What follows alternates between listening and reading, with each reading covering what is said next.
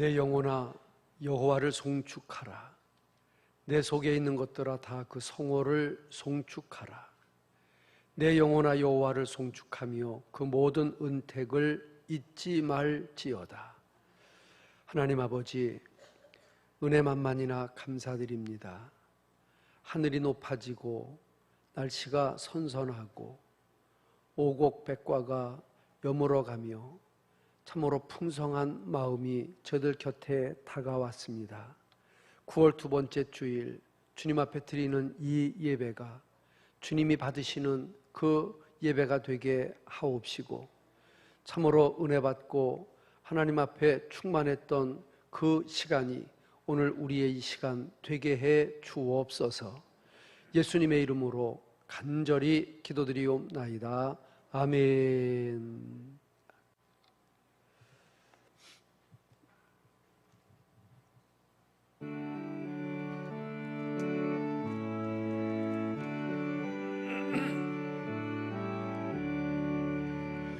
복의 근원 강림하사 찬송하게 하소서. 한량없이 자비하심 증량할 기록도다. 천사들의 찬송가로 나를 가르치소서. 구속하신 그 사랑을 항상 찬송합니다.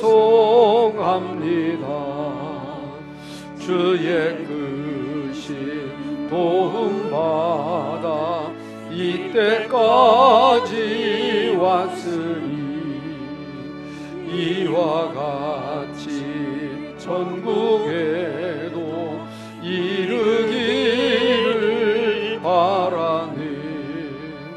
하나님의 품을 떠나 죄에 빠진 우리를 예수 구원하시려고 보혈을 주셨네. 주의 귀한 은혜 받고 일생 빚진 자들은 주의 은혜 사슬 회사 나를 주께 매소서. 우리 마음은 연약하여 범죄하기 쉬우니 하나님이 받으시고 전국인을 지소서.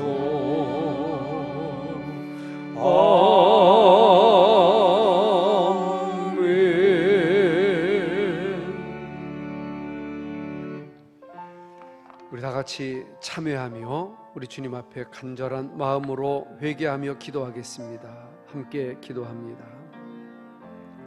살아계신 저희들의 하나님 아버지, 사람이 의롭게 되는 것은 율법의 행위에서 난 것이 아니요 오직 예수 그리스도를 믿음으로 말미암은 줄 우리가 알고 주 예수 그리스도를 믿습니다. 하나님, 하지만 저희들은 아직도 믿음도 연약하고 또 우리 행실도 주님 앞에 부끄러울 때가 많이 있습니다. 만일 우리가 그리스도 안에서 의롭게 되려 하다가 죄인으로 나타나며 그리스도께서 죄를 짓게 할 수 없다고 하신 그 말씀의 의미가 무엇인지를 깊이 깨닫게 하여 주옵소서. 성령으로 시작했다가 육체로 마치는 사람들이 많이 있습니다. 율법에 참으로 행위를 자랑하며 사는 사람들도 많이 있습니다. 하지만 우리는 우리의 연약함을 주님 앞에 고백하며 참으로 믿음으로 주님 앞에 의롭다함을 얻기를 원하옵나니, 아버지 하나님이여, 믿음으로 말미암아 아브라함의 자손 되게 하시고 예수 그리스도의 자녀 되게 하시고 천국 백성 되게 하시고 영원한 주님의 나라 사람들 되게 하여 주옵소서. 아버지 하나님, 이 시간도 우리 주님 앞에 머리 숙여 기도하는 모든 죄악들을 용서하시고 알고 지은 죄 모르고 지은 죄들을 주님 용서하여 주옵소서. 그리스도와 하나 되게 하시고 그리스도와 동행하게 하시고 그리스도의 향기 영광 나타나게 하여 주옵소서. 예수 그리스도의 이름으로 간절히 기도하옵나이다. 아멘. 아멘.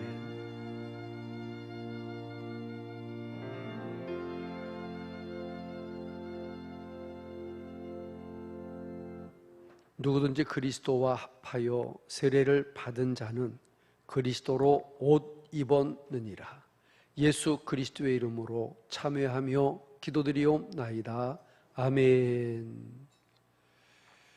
다 같이 자리에서 일어나셔서 우리 사도신경으로 신앙 고백합니다. 전능하사 천지를 만드신 하나님 아버지를 내가 믿사오며 그 외아들 우리 구주 예수 그리스도를 믿사오니 이는 성령으로 잉태하사 동정녀 마리아에게 나시고 본디오 빌라도에게 고난을 받으사 십자가에 못 박혀 죽으시고 장사한 지 사흘 만에 죽은 자 가운데서 다시 살아나시며 하늘에 오르사 전능하신 하나님 우편에 앉아 계시다가 저리로서 산 자와 죽은 자를 심판하러 오시리라. 성령을 믿사오며 거룩한 공회와 성도가 서로 교통하는 것과 죄를 사하여 주시는 것과 몸이 다시 사는 것과 영원히 사는 것을 믿사옵나이다. 아멘. 교동문 33번 시편 150편입니다. 할렐루야. 그 성소에서 하나님을 찬양하며 그의 능하신 행동을 인하여 찬양하며 나팔 소리로 찬양하며 소고치며 춤추어 찬양하며 큰 소리 나는 재금으로 찬양하며 호흡이 있는 자마다 여호와를 찬양할지어다. 할렐루야. 아멘.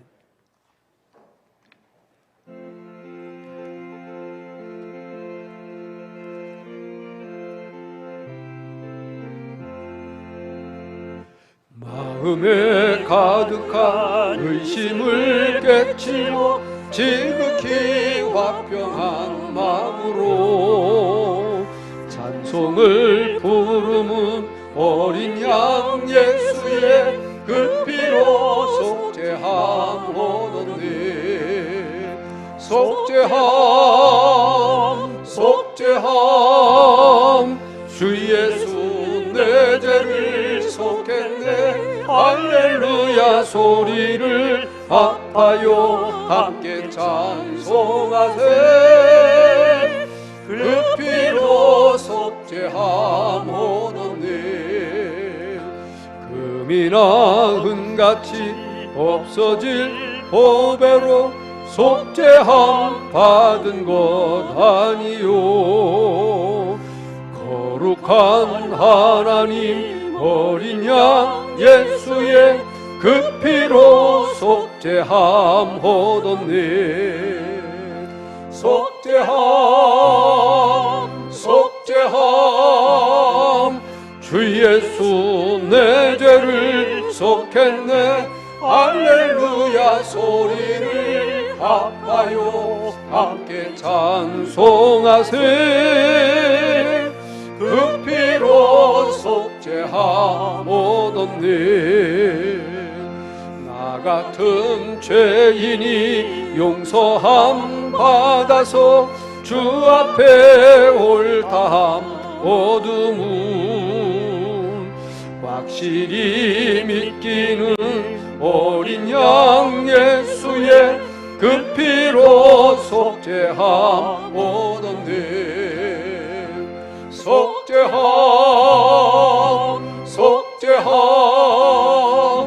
주 예수 내 죄를 할렐루야 소리를 합하여 함께 찬송하세. 그 피로 속죄함 얻었네.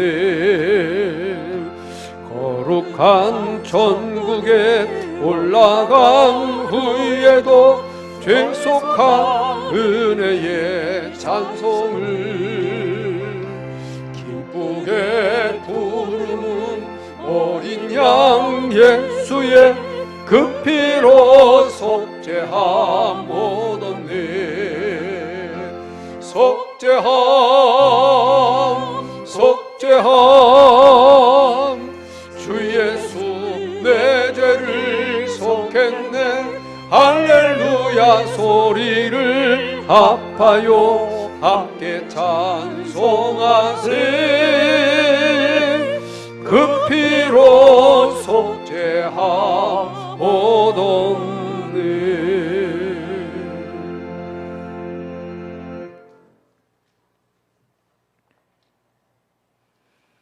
사랑이 많으신 주님, 금일 참으로 좋은 주일에 저희들 예배드리기 위해 이곳에 모였습니다. 오늘 이 시간 드리는 예배가 신령과 진리로 드리는 예배가 되게 하옵시고 주님께서 이 예배를 기뻐 받으시옵소서.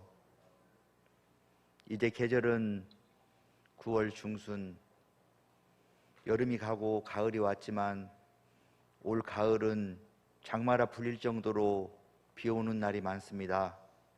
특별히 다음 주 추석 명절을 맞이하여 온 국민들 오고 가는데 어려움이 없도록 주님께서 적당한 날씨를 허락하여 주시옵소서.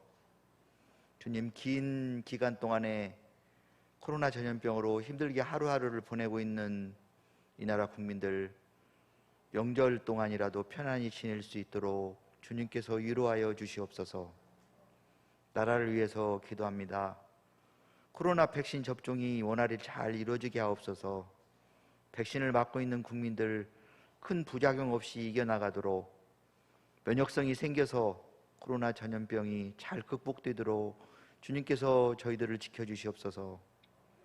이 나라 정부도 자화자찬만 하지 말고 전문가들의 의견과 국민들의 고통을 듣는데 정성을 다하게 하옵소서. 이제 지금처럼 국민들만 고통받고 효과도 별로 없는 방역정책은 한계에 다다른 것으로 보입니다. 새로운 패러다임의 방역정책이 마련되어서 점점 장기적으로 갈 것으로 예상되는 이 코로나 전염병 시대를 잘 이겨나가도록 정부의 지도자들과 국민들에게 지혜를 내려주시옵소서. 한국교회를 위해서 기도합니다. 예배당에 모여 예배드리기 힘든 이 시대에 한국의 교회들이 어려움에 놓여 있습니다. 주님, 그러하오나 우리 천만 기독교인들이 각자의 위치에서 기도에 열심하고 빛과 소금의 역할을 다하며 살아가게 하옵소서. 저희들 특별히 이 어려움에 처해 있는 나라를 위해서 기도에 힘쓰게 하옵소서. 정치인들은 이념으로, 노동자들은 노동자들끼리, 지역이 다르다고, 세대가 다르다고 너무 많은 이유로 분열되고 점점 반목이 심해지고 있는 우리 사회에 서로를 이해하고 배려하는 사회가 되도록 하나가 되는 나라, 싸우지 않는 나라가 되기를 위해서 저희들 기도에 힘쓰게 하옵소서. 이 어려운 시절 힘들게 하루하루 살고 있는 우리 백성들 예수님의 사랑으로 위로받도록 그들에게 복음을 전하는데 힘쓰는 저희들이 되게 하옵소서. 선교사님들을 위해서 기도합니다. 선교사님들이 사역하는데 너무 많은 어려운 상황에 놓여 있습니다. 주님께서 그들의 안위를 지켜주시옵소서. 저희들 선교사님들 이 어려움을 극복하는데 힘이 되도록 중보기도에 힘쓰게 하시고 온 힘을 다하여 후원하게 하옵소서. 성일교회를 위해서 기도합니다. 명절을 맞이하여 부모님과 형제들, 자녀들을 생각하면서 기도하는 시간을 가지도록 은혜 내려 주시옵소서. 특별히 자녀들 주님 뜻 안에서 자라가도록 기도하는데 힘쓰게 하옵소서. 저희 성일교회 성도들 지금 어려운 환경에도 최선을 다하여 예배드리고 최선을 다하여 말씀을 읽고 헌신하는데 열심하도록 주님께서 인도하여 주시옵소서. 새로 피택되어 교육 중에 있는 임직자들, 그들에게 합당한 믿음과 지혜의 능력을 내려주셔서 우리 교회의 소중한 일꾼들이 되도록 은혜 내려 주시옵소서. 이 시간 말씀을 전하실 목사님에게 성령의 은혜가 충만하여서 권능의 말씀이 전해지게 하옵소서. 말씀을 듣는 저희들 위로받고 힘을 얻는 시간이 되게 하옵소서. 육신과 영혼의 질병으로 고통받고 있는 성도들 있습니다. 주님, 그들을 위해서 기도에 열심히 하옵시고 주님께서 그 기도를 들어주셔서 그 질병들을 치료하여 주시옵소서. 오늘의 소중한 예배를 위하여 각자의 달란트로 미리 준비하고 수고하고 있는 교역자들과 성도들의 노고를 주님께서 기억하여 주시고 그들에게 합당한 축복을 내려주시옵소서. 이 예배를 주님께 드립니다. 주님 홀로 영광 받으시옵소서. 예수님의 이름으로 기도드렸습니다. 아멘.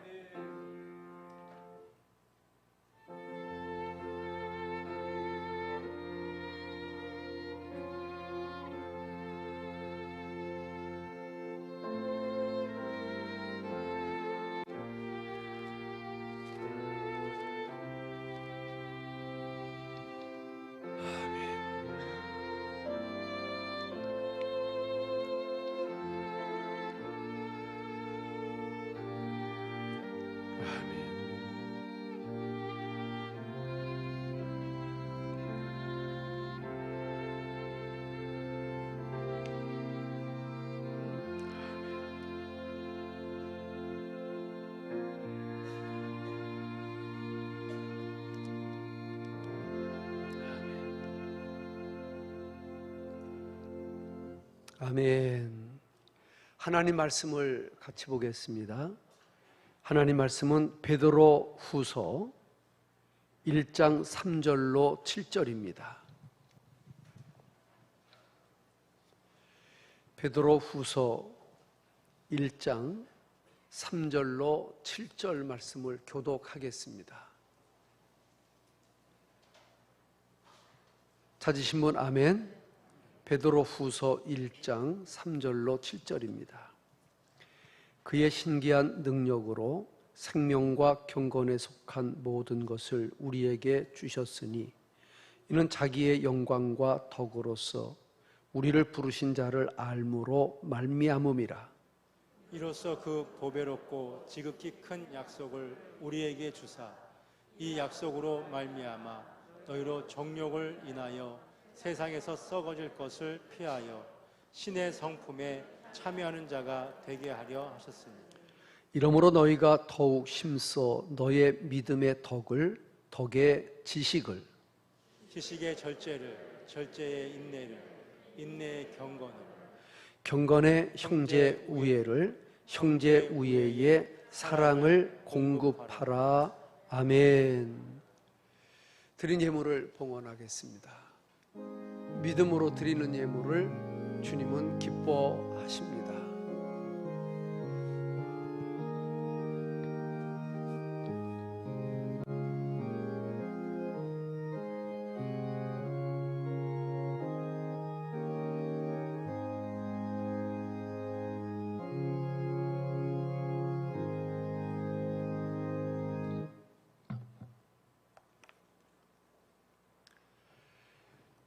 살아계신 저희들의 하나님 아버지, 이 시간도 우리 주님 앞에 드릴 수 있는 시간과 드릴 수 있는 마음과 드릴 수 있는 형편을 허락해 주셔서 진심으로 감사를 드립니다. 이 예물은 주님의 은혜의 열매입니다. 주님의 축복의 결과입니다. 참으로 주님이 이른 비와 늦은 비를 주시며 우리에게 건강을 주시며 일할 수 있는 의욕을 주시며 또 얻을 수 있는 기쁨을 주신 것 중에 열의 하나로 또 감사로 또 선교로 구별하여 주님 앞에 드립니다.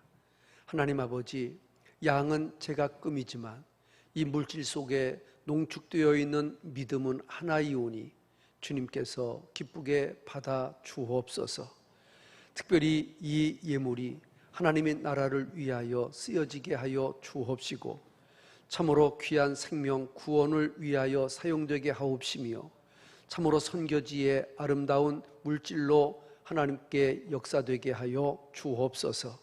예수님의 이름으로 축복하며 감사하며 기도드리옵나이다.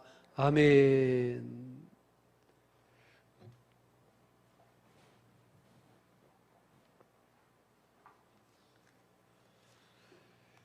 오늘 찬송은 찬송가 518장으로 정했습니다.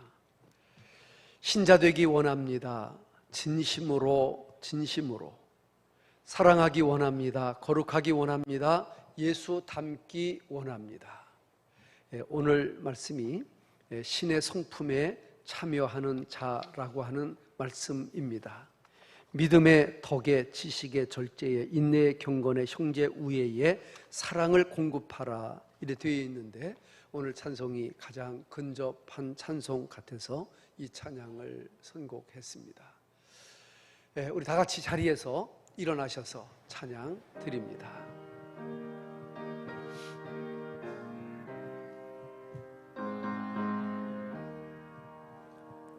신자 되기 원합니다. 진심으로 신자 되기 원합니다.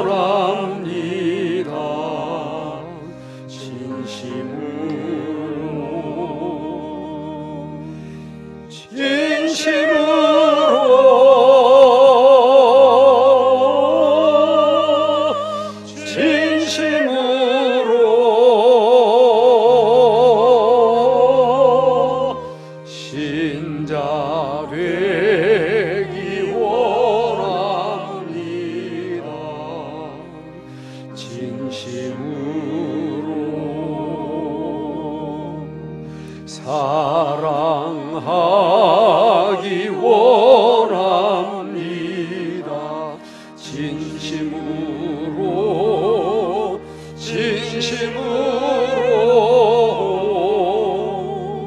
사랑하기 원합니다.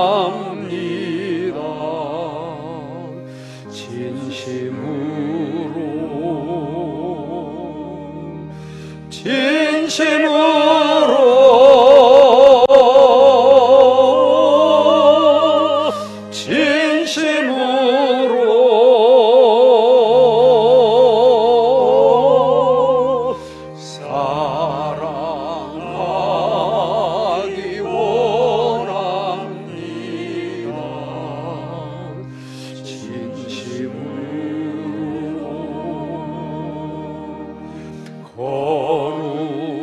거룩하기 원합니다. 진심으로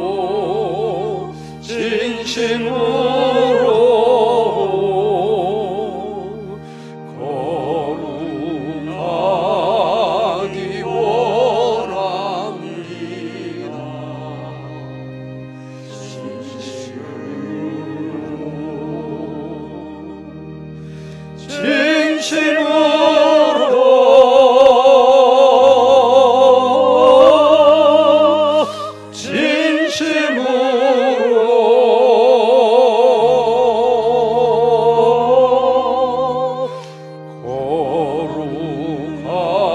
거룩하기 원합니다. 진심으로 예수 닮기 원합니다. 진심으로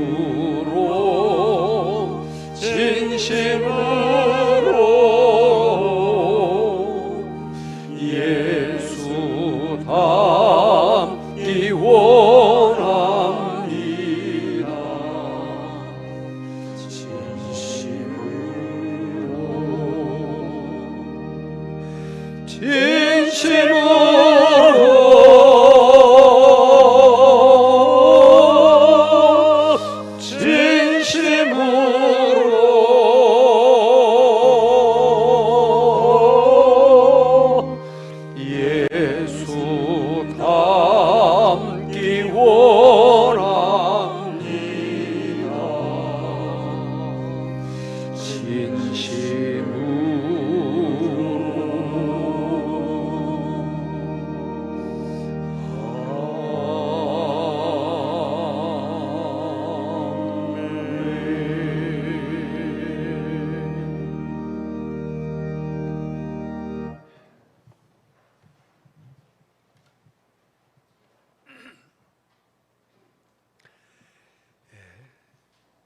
두 번째 주일 주님 앞에 오신 여러분들을 진심으로 사랑하고 축복합니다.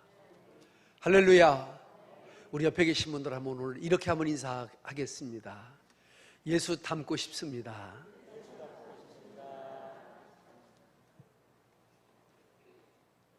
끝났어요? 다시 한 번만 합시다. 예수 닮고 계십니까?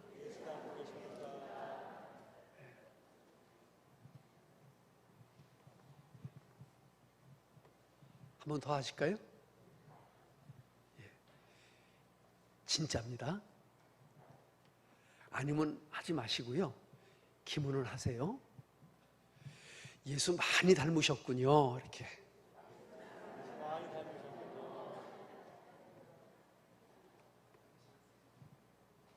두 분이 안 하신 것 같은데.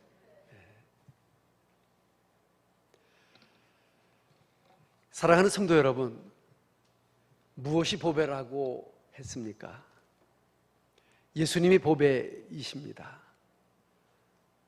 여러분, 성도님들이 보배이십니다. 입술이 보배이고 믿음이 보배입니다.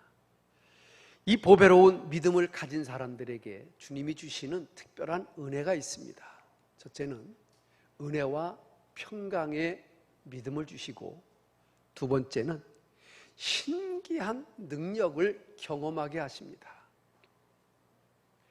오늘날 우리가 예수 믿으면서 나 같은 죄인 살리신 이 자체가 신기한 능력이고, 주정뱅이가 예수 믿고 강도가 회개하고 참으로 전혀 예수 믿을 것 같지 않은 사람들이 주님의 종들이 되어지는 이런 신기한 능력들을 우리들에게 보여주셨습니다. 뿐만 아니라 생명과 경건의 삶을 살아가도록 은혜 주시고 인도해 주십니다. 그리고 마침내는 신의 성품에 참여하는 자가 되게 해 주십니다. 신의 성품에 참여하는 자. 어떤 사람들이 신의 성품에 참여하는 자들일까? 여러분, 옷을 잘 입는 사람들이 있습니다. 있어요, 없어요? 옆에 분을 한번 쳐다보세요. 이렇게 쳐다보시고, 참 옷을 참 잘 입으셨구나. 뭐 이제 우리가 비싼 옷, 뭐 고급진 옷, 뭐 그런 거 아니더라도 이분은 옷을 참 깔끔하게 잘 입는다 하는 분들이 있고, 입었는데도 그냥 후질그레하고 좀 남루해 보이는 그런 분들도 있을 수 있습니다. 그런데 옷을 잘 입는 사람들을 보면 속에 입는 것과 겉에 입는 것, 그리고 머리와 신발, 가방과 백, 이 모든 것이 잘 정돈이 되어 있습니다. 잘생긴 사람이 있고 잘생기지 않은 사람이 있습니다. 이렇게 얘기해서 조금 이상하게 생각하지 마시고요. 잘생긴 사람은 이목구비가 있을 때 제대로 딱 있는 사람이 잘생겨 보이는 사람이고, 어떤 사람은 눈, 코, 입, 귀 다 있는데 뭔가 1% 이렇게 됐으면 좋겠다 하는 부분이 있는 사람일 수 있습니다. 옆에 분들 한번 쳐다보세요.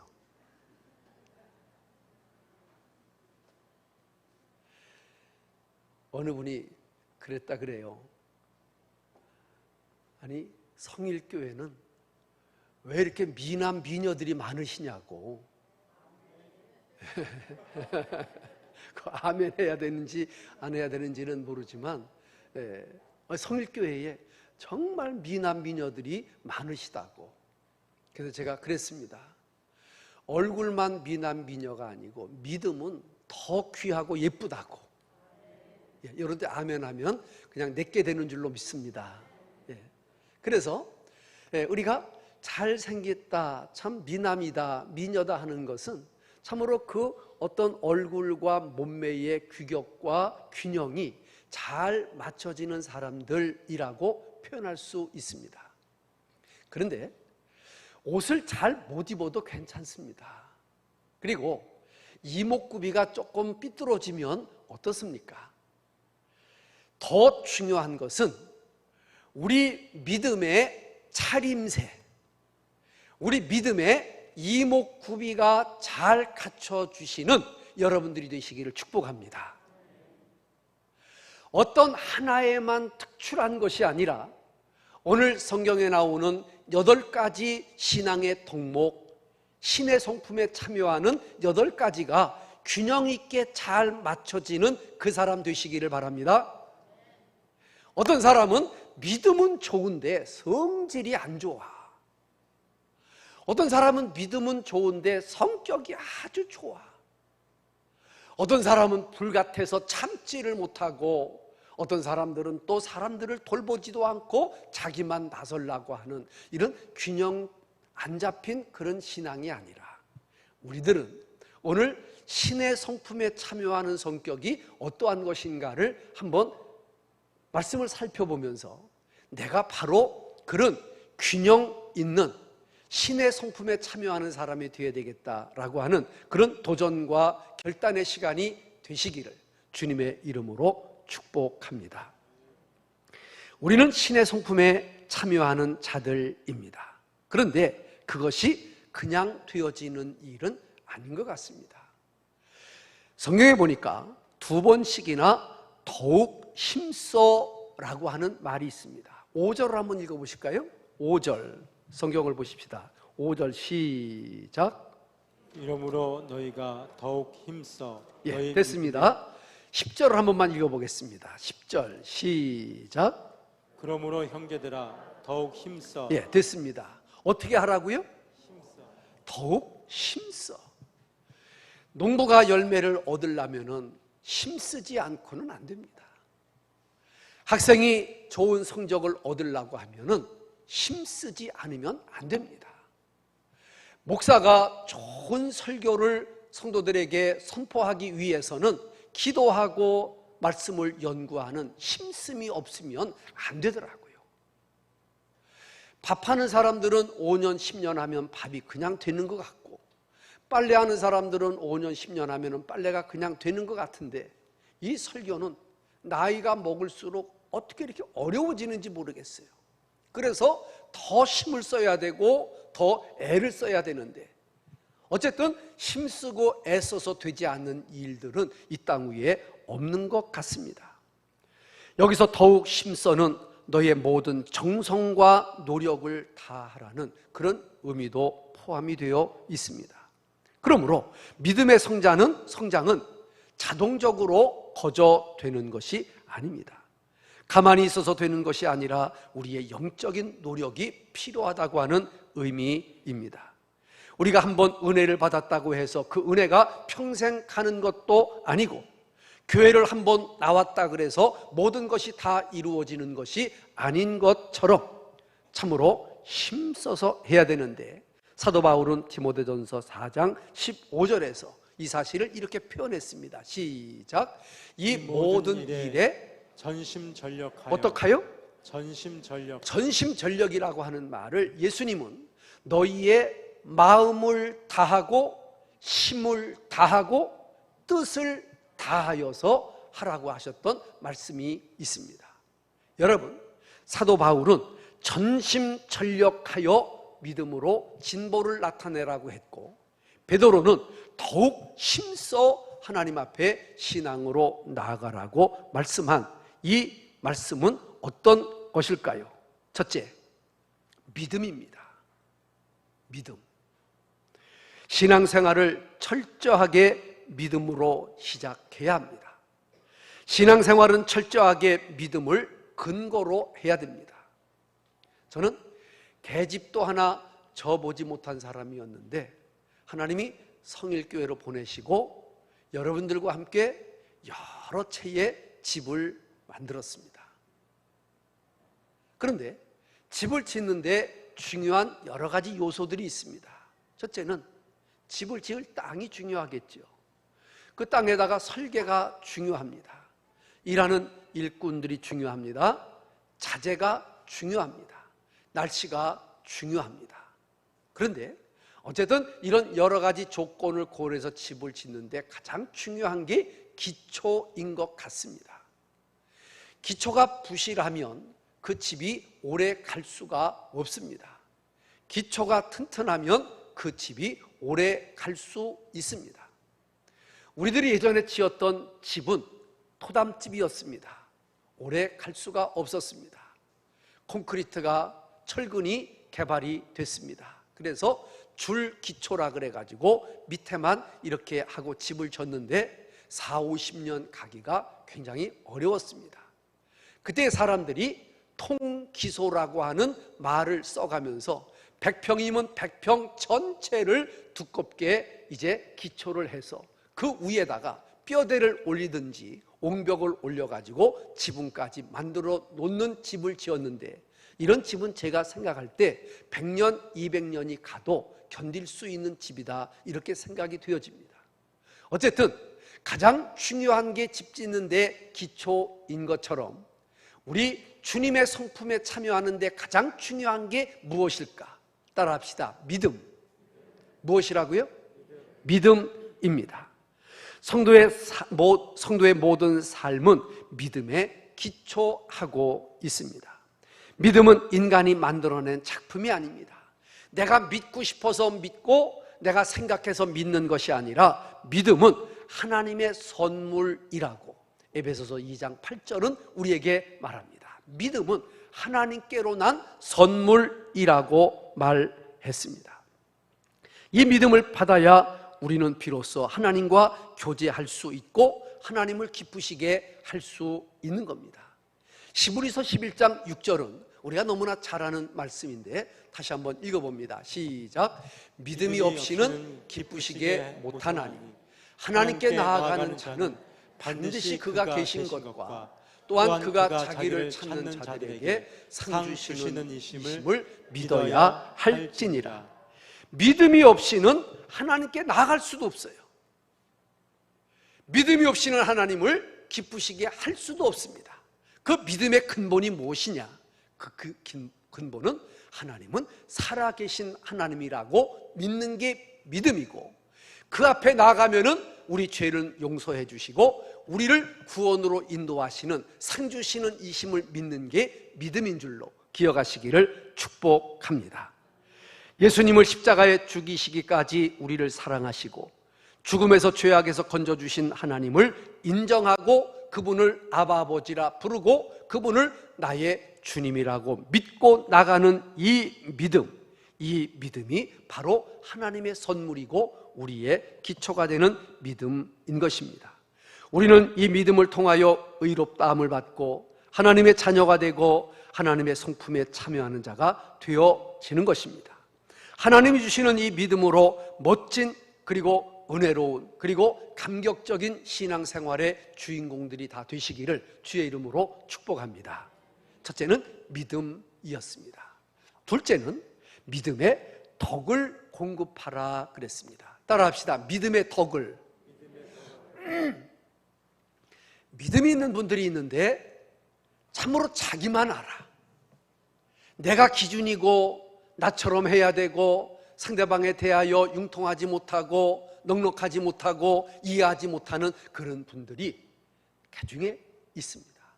그런데 성경은 믿음도 좋지만 그 믿음의 덕을 공급하라. 믿음의 덕을 더해라. 그러면 어떤 믿음이 되겠어요? 쉽지요. 덕 있는 믿음이 되지요. 기도는 많이 하는데 덕이 없어. 신앙생활은 오래 했는데 아량과 여유가 없어. 항상 상대방에 대해서 가시 같은 눈으로 쳐다보고 비판하고 감사할 줄 모르고 긍정할 줄 모르는 이런 사람들은 쉽게 말하면 덕이 부족한 사람들입니다. 믿음의 덕을 공급하라 했습니다. 믿음이 있으면 덕도 함께 있어야 얼마나 아름답겠습니까? 믿음이 있는데 덕이 없으면 이건 참 어렵습니다. 믿음이 있는 자가 덕이 없으면 자신이 믿음이 있다는 이유로 믿음이 연약한 자나 믿음이 없는 주변의 사람들을 많이 힘들게 할 수가 있습니다. 덕을 실천할 수 있는 성도만이 다른 사람에게 기쁨도 주고 평안도 주는 법입니다. 사도 바울은 덕을 가진 자의 삶이 어떤 것인가를 고린도전서 10장 23절 24절에서 바울이 이렇게 우리에게 가르칩니다. 시작. 모든 것이 가하나 모든 것이 유익한 것이 아니요 모든 것이 가하나 모든 것이 덕을 세우는 것이 아니니 누구든지 자기의 유익을 구하지 말고 남의 유익을 구하는 것. 이걸 뭐라고 그랬어요? 덕이라 그랬습니다. 내가 하고 싶다고 소리 지르고 싶다고 내가 원하는 대로 그렇게 하는 것이 덕이 아니라 상대방을 배려하고 상대방의 입장에서 생각해보고 참으로 내가 저 입장이면 어떻게 할 것인가 다시 한번 고민하고 살아가는 것, 그게 바로 덕 있는 사람의 삶인데, 그것은 내 중심이 아니고 상대방의 중심, 나 중심이 아니라 너 중심의 생활 방식으로 살아가는 사람들의 삶을 가리켜 말하는 것입니다. 덕이란 내 유익을 구하는 것이 아니고 남의 유익을 구하는 것이라고 했던 이 사도 바울의 말씀을 우리가 참 깊이 새겨 봐야 할 것입니다. 저는 예전에 이런 이야기를 들은 적이 있습니다. 장수하면 얼마나 용감해야 되겠습니까? 그래서 용감한 장수가 제일인 줄 알았더니 그 용감한 장수 위에 장수가 있는데 지혜로운 장수랍니다. 지혜가 있고 용감하니까 얼마나 멋있습니까? 그런데 그 위에 장수가 있는데 그분이 덕이 있는 장수랍니다. 여러분, 용감만 하고 무식하면 아랫사람들이 괴롭습니다. 용감하고 지혜가 있으면 자기만 빠져나갈 궁리를 합니다. 그런데 용감하고 지혜롭고 덕이 있으면 아랫사람들을 품어주고 아랫사람들을 높여주고 자기가 방패막이를 하는 사람들, 이런 사람들이 덕 있는 사람들입니다. 저도 그렇게 덕 있는 목사가 되고 싶습니다. 우리 교회의 장로님들이 덕 있는 장로님들이 되시기를 축복합니다. 특별히 우리 권사님들, 기도하시는 권사님들인데 기도만 한다고 다 되는 것이 아니라 기도한 후에 그 믿음 위에 덕을 쌓아가는 권사님들, 우리 성도님들이 다 되시기를 주의 이름으로 축원합니다. 세 번째는 덕만 있으면 되느냐? 덕 위에 따라합시다. 지식을 공급하라. 지식이라고 하는 말은 결코 세상적인 지식을 가리켜 말하지 않습니다. 한문을 남보다 더 많이 알고 영어를 남보다 더 많이 잘하고 수학을 남보다 더 많이 풀고 머리가 비상한 이런 지식을 가리켜 말하는 것은 아닙니다. 여기 지식은 진리에 대한, 하나님 말씀에 대한 지식을 가리킵니다. 성도가 진리에 대하여 무식하면 어떻게 살아야 할지 방향이 결정되지 않을 때가 참 많이 있습니다. 또한 우리에게 진리에 대한 지식이 있어야 하나님 앞에 충성할 수 있고, 이것이 하나님의 뜻이구나 분별할 수가 있습니다. 또한 우리에게 진리에 대한 지식이 있어야 충성하고 헌신하고 참으로 바른 믿음의 삶을 살아갈 수 있습니다. 우리 옛말에도 알아야 면장을 한다는 그런 말이 있습니다. 하나님의 말씀을 바로 깨닫고 그 말씀이 그러한가 하여 베레아 교인들처럼 말씀을 연구하고 그러는 성도의 생활 방법이 아주 좋은 방법입니다. 호세아는 호세아 4장 6절에서 우리에게 이렇게 경고하고 있습니다. 시작. 내 백성이 지식이 없으므로 망하는도다. 다시 한번요. 시작. 내 백성이 지식이 없으므로 망하는도다. 끝까지만 해도 됩니다. 하나님의 백성이 하나님에 대하여, 하나님의 백성이 교회에 대하여, 하나님의 백성이 예배에 대하여, 하나님의 백성이 왜 헌금 드리는지에 대하여, 하나님의 백성이 왜 전도해야 되는지에 대하여 우리가 공부해야 합니다. 그러므로 여러분들이 때때로 모이는 성경 공부의 모임이나 참으로 말씀이 그러한가 하여 더 깊이 알고자 하는 여러분들의 열정이 바로 필요한 것입니다. 사랑하는 성도 여러분, 우리에게 이런 영적인 지식이 없으면 사람을 보고도 판단할 수가 없습니다. 참 지식을 가지는 성도 여러분들이 되시기를 주님의 이름으로 축복합니다. 네 번째로, 지식에 절제를 공급해야 됩니다. 한번 따라합시다. 지식에 절제를. 세상에서 아무리 좋은 차를 가지고 있어도 그 차가 브레이크가 없다고 하면 탈 수 있겠어요, 없겠어요? 탈 수 없습니다. 100만 원짜리 차라고 하더라도 브레이크가 없으면 그 차는 누구도 탈 수가 없습니다. 여러분, 좋은 차든 좋지 않은 차든 자전거든 브레이크가 없으면 안 됩니다. 여기서 말하는 절제는 바로 우리 인간들에게 참으로 절제와 같은 맥락입니다.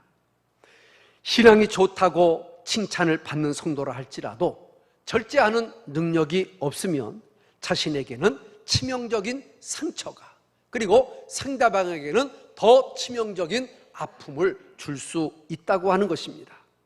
성도는 자신의 욕망이나 본능적인 욕구도 절제해야 되지만, 특별히 우리는 말에도 절제하고 행동에도 절제하고 특별히 감정에도 절제할 줄 아는 그런 사람이 되었으면 좋겠습니다.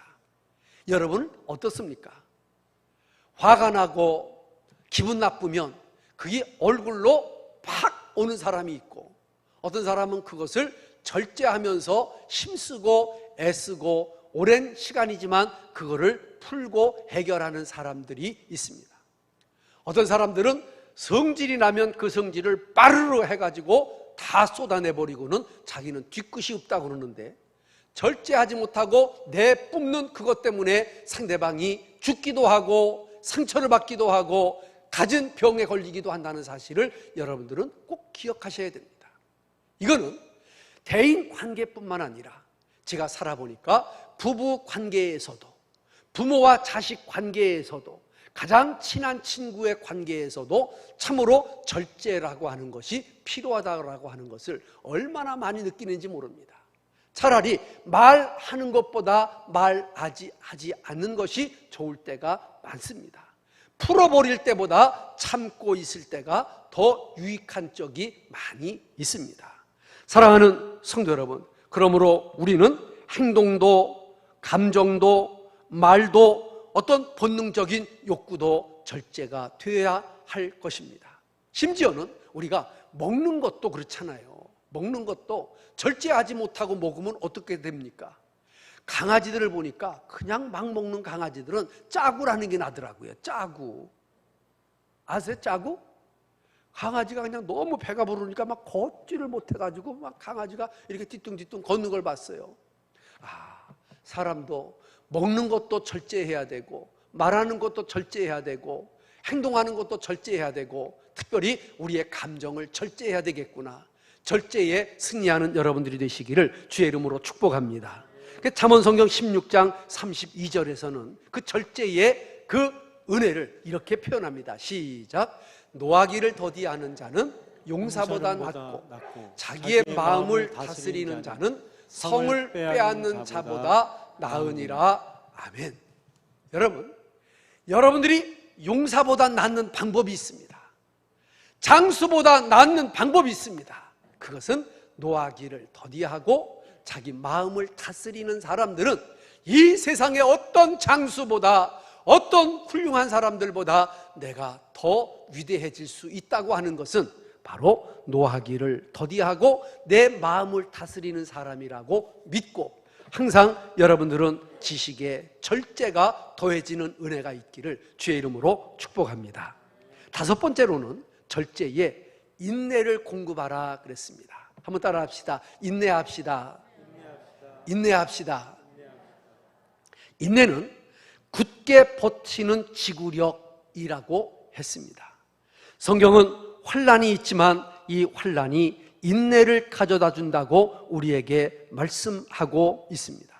신앙생활하면서 많은 환난을 겪는 성도들은 참으로 그 환난이 우리에게 힘들고 어렵지만 이걸 인내함으로 말미암아 우리에게는 궁극적으로 우리 주님께서 축복을 가져다 주시는 매개체가 된다는 사실을 우리가 기억해야 됩니다. 오늘 나에게 주는 어려움 때문에 낙심하지 마십시오.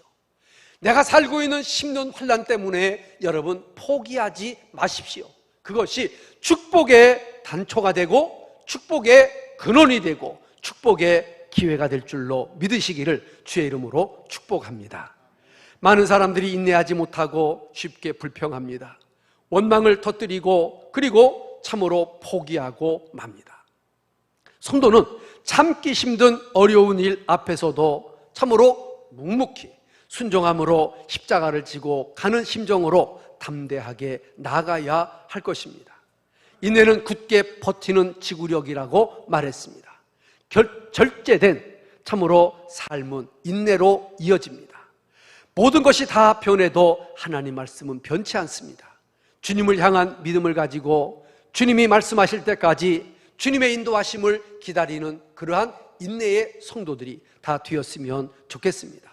사도 바울은 로마서 5장 3절 4절에 이렇게 우리에게 권면합니다. 시작. 다만 이뿐 아니라 우리가 환난 중에도 즐거워하나니. 어떻게 한다고요? 다시 한번 읽어보세요. 시작. 다만 이뿐 아니라 우리가 환난 중에도 즐거워하나니 이는 환난은 무엇을? 인내를. 따라합시다. 환난은 인내를 만듭니다. 인내를 만듭니다. 믿으시면 아멘.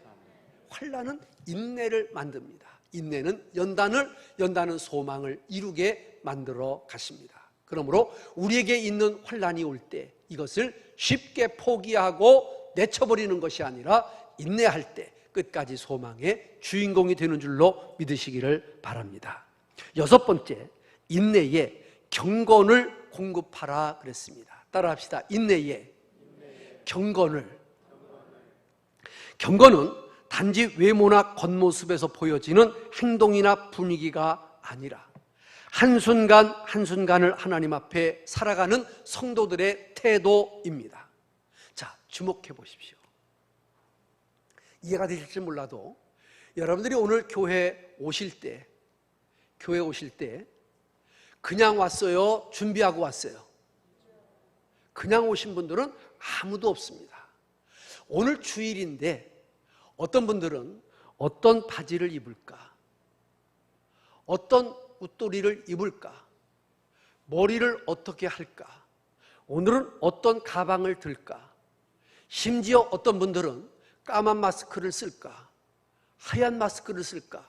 거기까지도 신경을 쓰고 오는 분들이 여러분들입니다. 그런데 그건 너무너무 잘하는 겁니다. 왜? 하나님 앞에 나가는 거니까.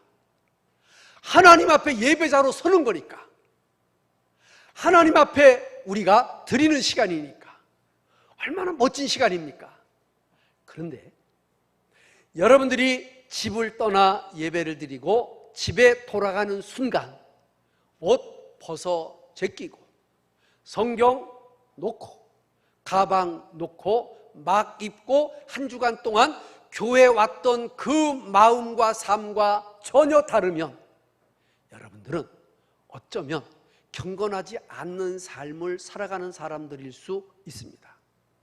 쉽게 말하면 예배 드리는 내 본연의 마음과 예배가 끝나고 집에 돌아가 직장에서 사회 속에서 여러분들이 행하는 삶과 어떻게 이게 괴리가 있느냐가 그 사람의 경건의 척도라고 하는 사실입니다.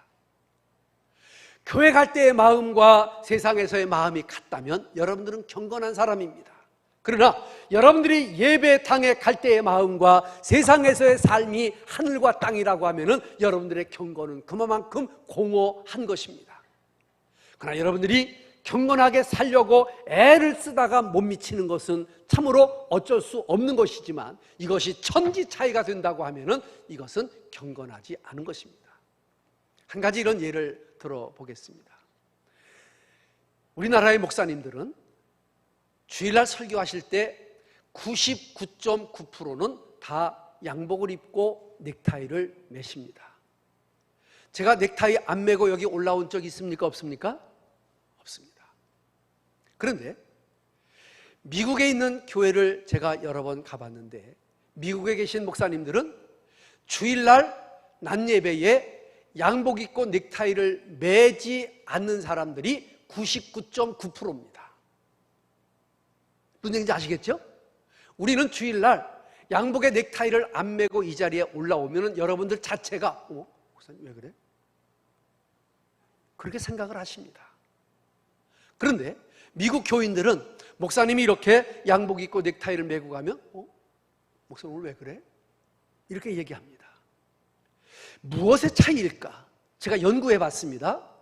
우리나라 사람들은 예배 시간만이라도 넥타이 매고 양복 입고 하나님 앞에 거룩한 모습을 보여야 된다는 겁니다. 그 다음은 책임 안 지는 겁니다. 근데 미국에 계신 교인들과 목사님들은 세상에서의 차림과 강단에서의 차림이 우리는 똑같다는 겁니다. 강단에서는 거룩하고 세상에서는 개차반이고 이것이 아니라 강단에서의 모습과 세상에서의 모습이 겉모습도 신앙의 모습도 같아야 된다라고 하는 생각을 하는 것 같습니다. 나는 양복을 입던 청바지를 입던 티셔츠를 입던 그게 중요하지 않다고 생각합니다. 중요한 것은 교회 강단에 서는 목사나 여러분들의 마음이나 세상에 사는 삶이나 동일했으면 좋겠습니다. 이런 경건의 은혜가 있게 되기를 주님의 이름으로 축복합니다. 야고보는 야고보 1장 27절에서 경건을 이렇게 표현합니다. 시작. 하나님 아버지 앞에서 정결하고 더러움이 없는 경건은, 다시 한번 읽어보세요. 시작. 하나님 아버지 앞에서 정결하고 더러움이 없는 경건은 곧 고아와 과부를 그 환난 중에 돌아보고 또 자기를 지켜 세속에 물들지 아니하는 이것이니라. 난 야고보가 너무 잘 경건을 정리했다고 생각합니다. 두 가지입니다. 하나는 내 자신을 잘 지켜서 세상에 동화되지 않도록, 물고기가 물속에서 살지만 물이 들어가면 죽는 것처럼, 오리가 물속에서 살지만 물 위에 구별되게 뜨는 것처럼 우리 믿는 사람들이 세상에 살지만 세상과 짝하지 아니하고 구별된 삶을 사는 것뿐만 아니라 고아와 과부같이 어렵고 힘든 사람들을 그리스도의 동정의 마음으로 손잡아주고 먹을 것을 나누고 입을 것을 나누는 그것이야말로 진정한 경건이라고 해석했던 야고보는 나는 정말로 옳은 말씀이라고 믿어 의심치 않습니다. 7번째입니다.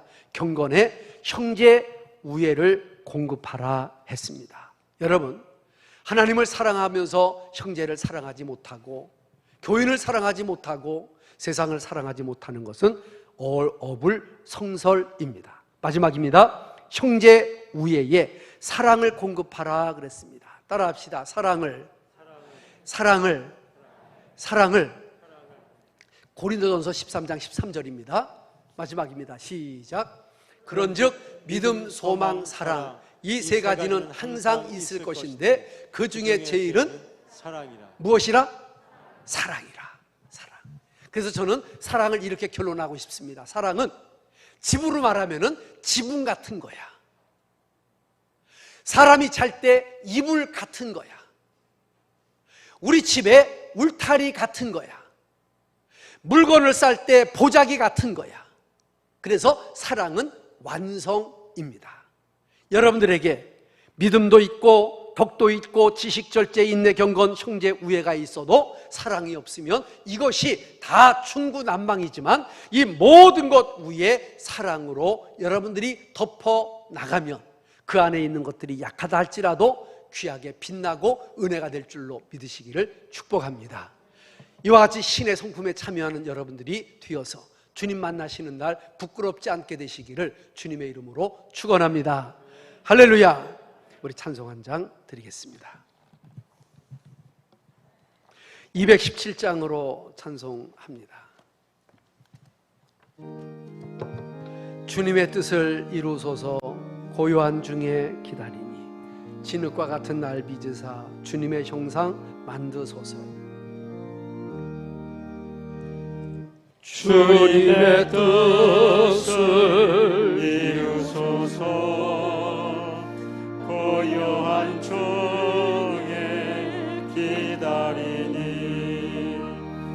진흙과 같은 날 믿으사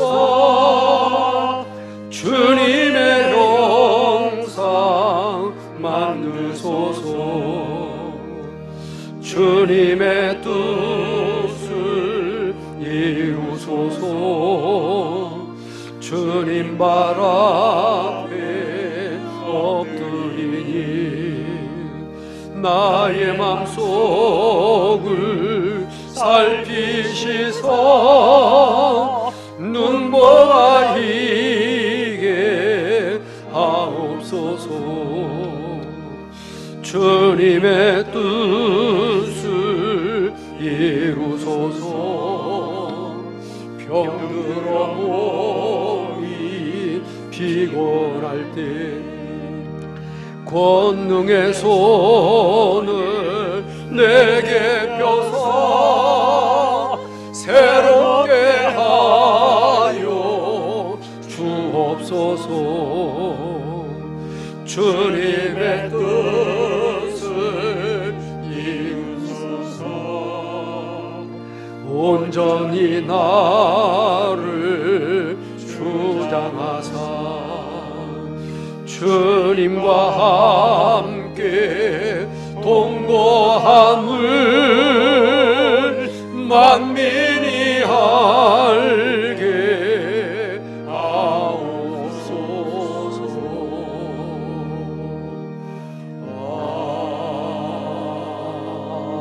아멘. 우리 한번 이렇게 기도합시다. 우리 예수님을 보배로 믿고 살아가는 우리들이 참으로 주 안에서 신기하고 놀라운 일들을 많이 경험했습니다. 이제는 믿음의, 덕의, 지식의, 절제의, 인내의, 경건의, 형제 우애의 사랑을 공급하며 살아가는 신의 성품에 참여하는 자들이 되게 해달라고 합심으로 기도합시다.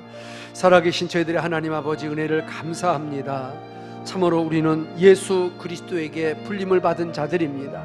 주님이 믿음의 선물을 주셨습니다. 덕을 쌓게 하시고 지식을 갖게 하시고 절제를 알게 하시고 인내하게 하시며 경건하게 하시고 형제 우애를 갖게 하시고 사랑으로 살아가는 저희들이 되게 하여 주시옵소서. 이 모든 말씀을 우리를 죄악에서 구원해 주신 예수님의 이름으로 기도드리옵나이다. 아멘.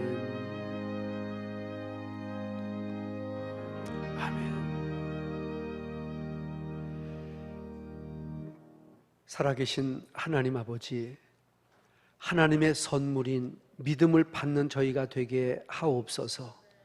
그 위에 덕과 지식과 절제, 인내와 경건, 형제 우애와 사랑을 공급받을 수 있는 저희들이 되게 하여 주옵소서. 이제는 우리 구주 예수 그리스도의 은혜와 하나님 아버지의 크신 사랑하심과 성령님의 교통, 역사하심이 오늘 주님 앞에 달려나와 주님의 성품에 참여하기를 원하여 믿음 있고 덕스럽고 지식 있고 절제하며 인내하며 경건하고 형제 우애하고 사랑이 풍성한 사람이 되기를 원하는 사랑하는 모든 성도님들의 머리머리 위에 영원토록 함께 있을지어다. 아멘. 아멘. 주님 감사합니다.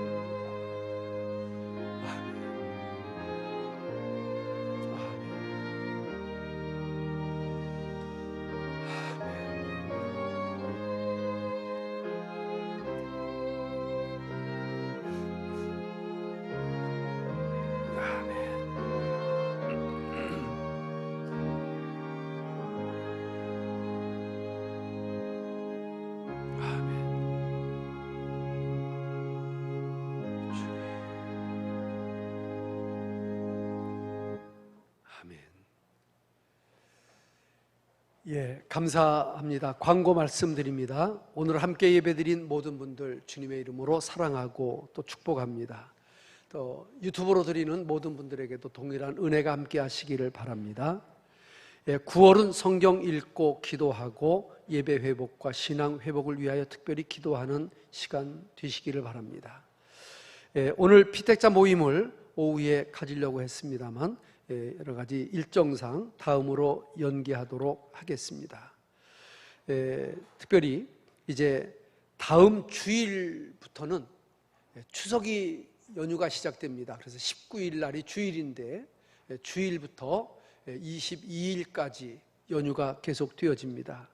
예배에 대하여 궁금하신 분들이 계실 것 같아 말씀드립니다. 19일 날 주일날 새벽 1부, 2부 찬양 예배 드립니다. 그리고 추석 연휴 기간에도 새벽 예배 드리고 연휴 마지막 날인 수요일 저녁 예배 모두 정상으로 드립니다. 기억하시기를 부탁드리고요. 행여나 명절이라는 핑계 때문에 길거리에서 수요일 까먹는 일이 없도록 신경 써주시기를 부탁드립니다. 우리 우리 교단은 대한예수교 장로회 총회 대신교단이라고 그렇게 말합니다.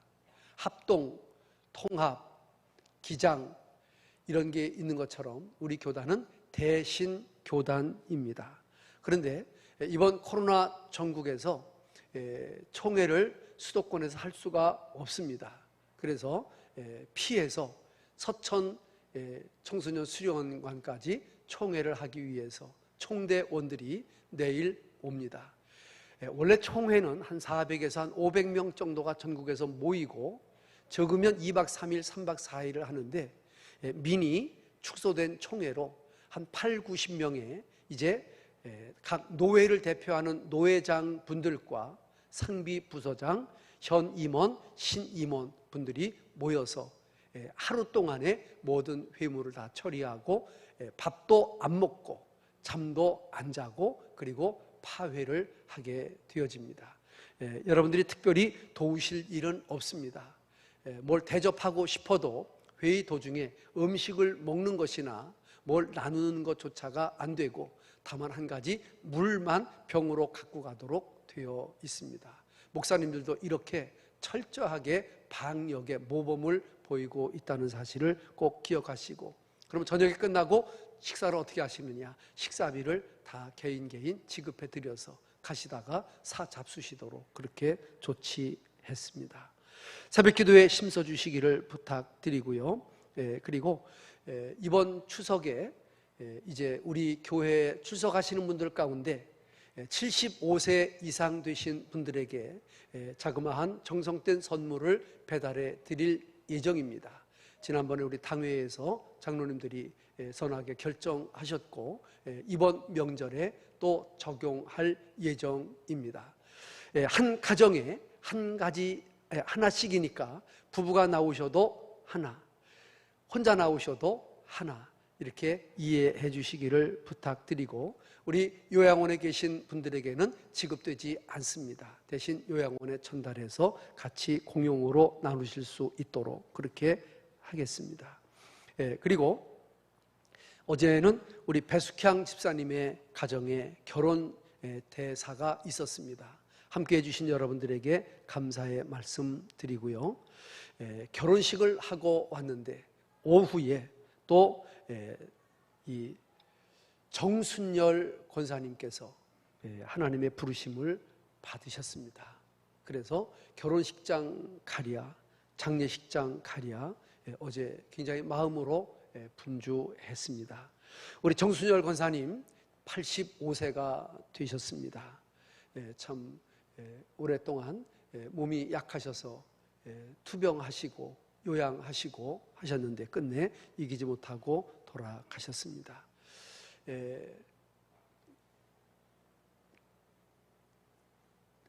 우리 2시에 입관 예배를 드립니다. 이 2시에 입관 예배를 드리니까 함께 하실 분들은 1시 45분에 교회에서 출발하도록 그렇게 하겠습니다. 개인적으로 오실 분들은 상례원, 우리 장항역 가는 길목에 상례원 장례식장으로 모셨습니다. 가실 분들은 1시 45분 그리고 2시까지 오시면 2시에 입관 예배 함께 드리실 수 있겠습니다. 감사합니다.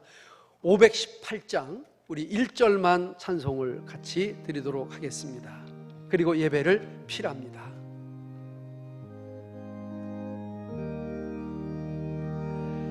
신자 되기 원합니다. 진심으로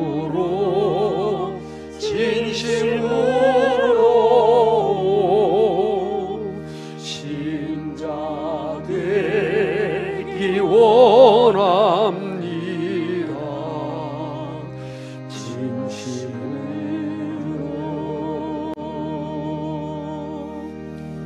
진심으로